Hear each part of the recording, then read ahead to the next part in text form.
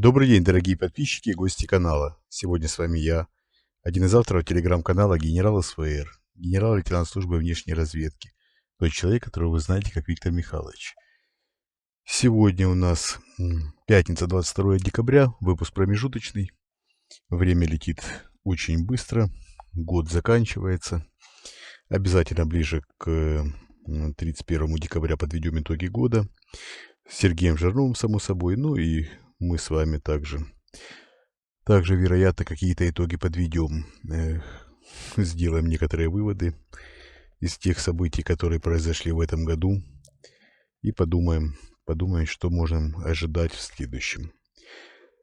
Так, хочу вам напомнить, наши уважаемые зрители и слушатели, что у нас существует Patreon. На наш Patreon можно перейти по ссылочке в описании, подписаться на него и задать нам любой вопрос, на который я отвечу.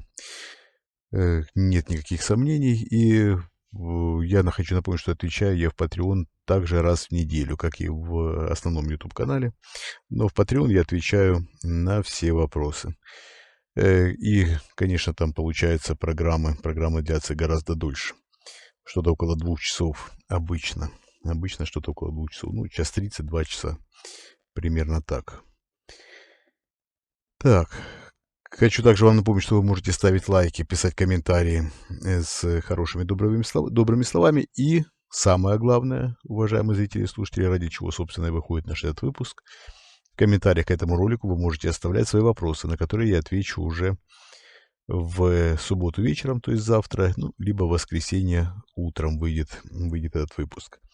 Еще раз напоминаю, что в комментариях к этому выпуску вы можете оставить свои вопросы. Перед тем, как оставить вопрос, пишите слово «вопрос» или ставьте знак вопроса.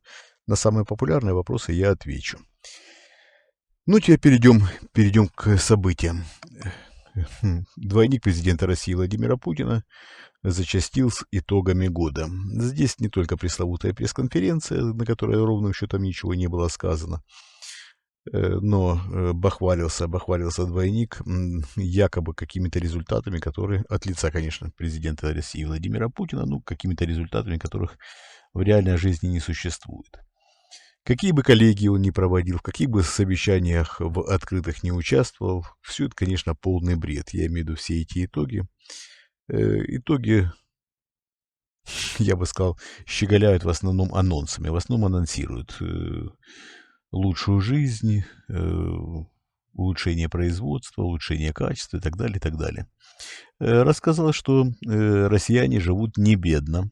Ну, есть, конечно, и бедные люди, по его мнению, но основное количество россиян живут не бедно и чувствуют, что богатеют день ото дня. Ну, я уверен, что наши уважаемые зрители и слушатели, которые находятся на территории России, могут дать объективную оценку этим словам так называемого президента.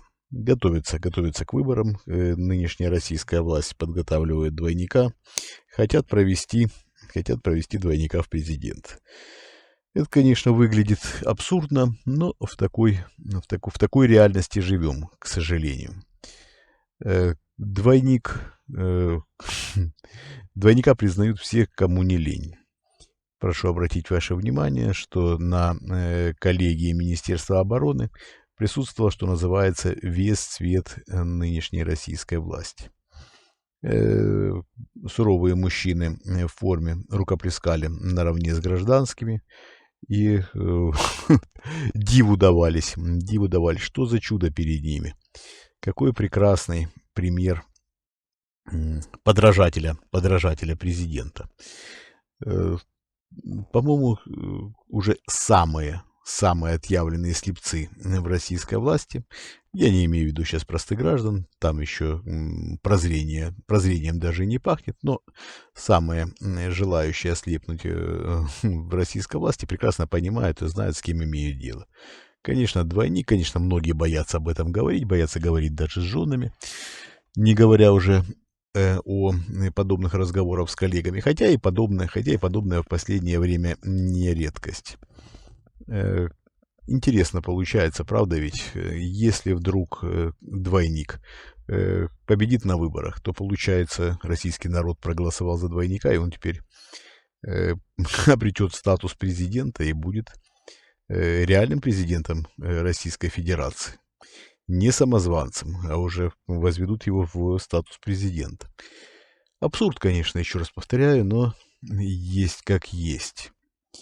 Что еще вам хотел рассказать на этой неделе? На этой неделе решает Запад, как быть с конфликтом в Украине.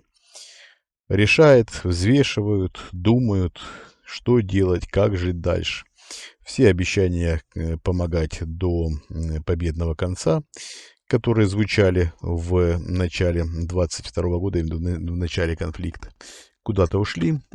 Все рассказы о том, что будут помогать столько, сколько нужно, правда, не определяя меру нужности, которые звучали, эти обещания, которые звучали после первых обещаний, когда немножко пыл поутих, тоже куда-то исчезли. Теперь обещают помогать столько, сколько могут. Ну, Европа не может справиться с Орбаном.